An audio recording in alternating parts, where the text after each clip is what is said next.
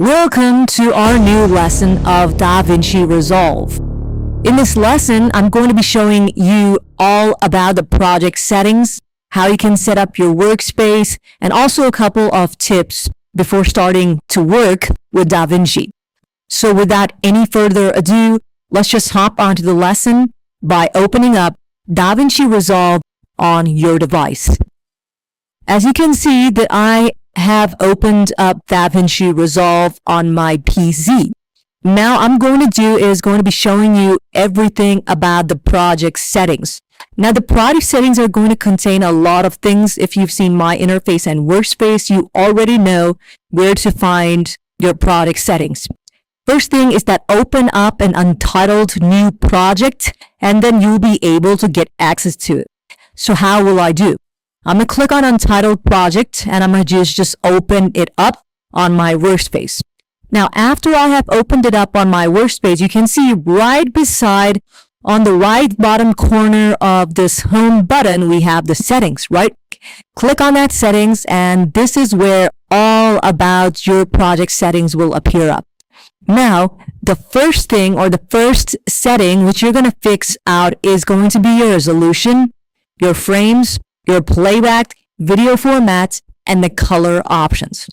Now, first off, make sure you have the native display. I most of the time try using 1920 in a 1080, or I also sometimes keep like 1080p, 720p according to my need. But if I need HD, I try to use, 1280, 720 or 1366 in a 767p, okay? It's going to be based up to you and depending on your device. If you have a better PC, if you have better cores, you can try out the 2160 and a 2160 Ultra HD Square, or you can also try 3840 or 2160.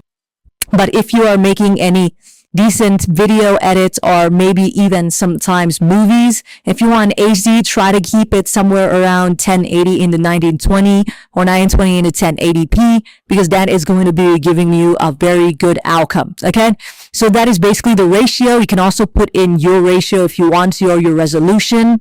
You can put in what type of pixel aspect ratio you want. Fix in your timeline frame rate. Well, I try using it on 25. I do not keep it too high, but if I tried making something like a reel or maybe a social media video, then I keep it somewhere around 59.94 or 60. I do not keep it anywhere, above 60 because it just, it takes a lot of time to process up and the core rendering takes a lot of time. But if you want like a really good movie type or professional type of HD video, try to keep it somewhere around 24, 25 or 30 max. Okay, try using that. It should be very good. Then we have is the playback frame rate. You can also try it out which one you want to keep, 25 or 30 or 60, based up to you and what you want. Now, the video format, which you're going to keep is 1080-25, but there is this another option of 1080i50, which is also quite good. And then we also have different ones, which we have over here, 2K 1080p 120 FPS. You can try that out. That is also quite nice to use and gives you a very good outcome. I most of the time just get the highest to 1080p 60 FPS HD. Because it gives me off a really good result. If you are on a middle-end device or even if you're on a low-end device, you can try it out. But obviously, if you're using DaVinci, I would suggest you that you have a really good device, okay? And I'm going to suggest you if you have a mid-range device, don't go anywhere above 1080 60 FPS. You can try out 1080 or let's say 2K 1080 PSF 25, you can try that out, but do not go any higher. If you have like a high-end device, you can go up to 8K, 4K based on your CPU. It will give you off a really good result. Then we have this SDI configuration. You can try that out. Now fix out your video good depth. Depending on your device, you can keep it 10-bit. If you have a mid-range or a low-end, you can keep it 8-bit. But if you have a medium-end or a high-end, obviously keep it 10-bit. It doesn't contain 16-bit because this is not that type of software.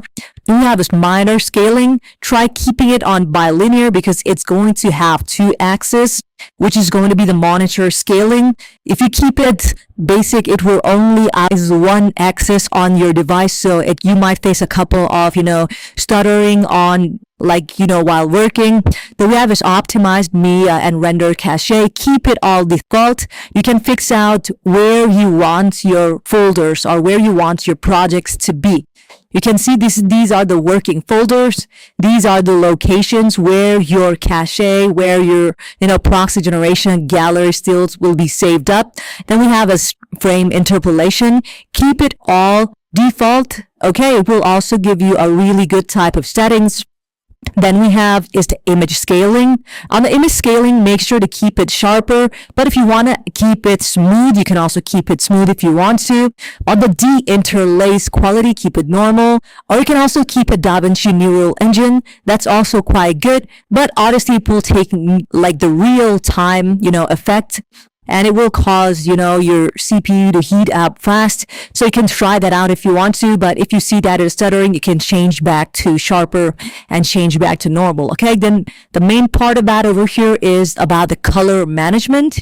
Now in the color management, you will find out that it is on DaVinci YRGB. You can try YRGB color managed and also Axis CTT. That's also doable. You can try that out. On the input looking table, you can select up the one which you want to use. Most of the time, if I'm using or making videos, you can try out 4.6 film record 709 or film to video. You can try those out and those are going to be 4K. But if you want better one, you can try out the gamma ones. It will also give you a very good quality video. Picks out the meat. I'm going to suggest you keep it mid somewhere around 10,000 or 800 because if you go higher, it will distort up and it will give you a very distort quality video if you do not have a good device. Then we have is a general option. On the general option, try keeping all of them the same, but make sure to fix out your dynamic profile. You can keep the dynamic profile 1, but sometimes you might see that it is kept on 0. If it's kept on 0, just shift it to 1 and also profile and to 1 because you can focus on one project at a time. Make sure not to keep it too high. Keep your use local version for new clips in the timeline. Okay? If you keep it in the timeline, you'll be able to save it up as, a project or DRA file. If you do not have it selected, you'll basically find a bit of hassle later on because you just have to, apply it over and over again. Then we have is the camera raw. Try using ARP or ARRI. You can also try Blackmagic RAW. That is also quite good. If you have any specific, device, if you have a Sony RAW or if you have a Nikon RAW, you can also try them out. It should give you a very good outcome. And keep the decode quality to the full resolution. Make sure not to, use 1/8 or a quarter. Make sure to keep it full so that you get the full quality, full resolution of anything raw. Okay, then we have the decode using which type. You can use Blackmagic RAW default so that you will be able to, just decode it on your software, which will be more optimized. But if you're using camera metadata, you might see that sometimes it cannot be decoded. It will give you the same data which is going to capture in your camera as the raw file. So try that app. Then we have this capture and playback. Make sure to keep it on AC 1080, GSF 24, or try to keep it 25 if you have selected 25 as your frame rate. It's going to be depending up to you. If you want it higher, you can go higher. And you can just make sure if you are on medium end, just go till 2K 1080 PSS, 25 FPS. And if you want 60 FPS, then make sure to keep it on 1080p only, not 2K. Okay, so you can use this one too. And then do not use this 4:4:4 SDI. What will happen is that it will only optimize it on the 4:3 ratioed videos. Okay, so try that out. And then there are also a couple of other ones. We have video format, which is DPX, and then the codecs is RGB 10 bits. Now, if you're using the studio version, there's going to be sRGB.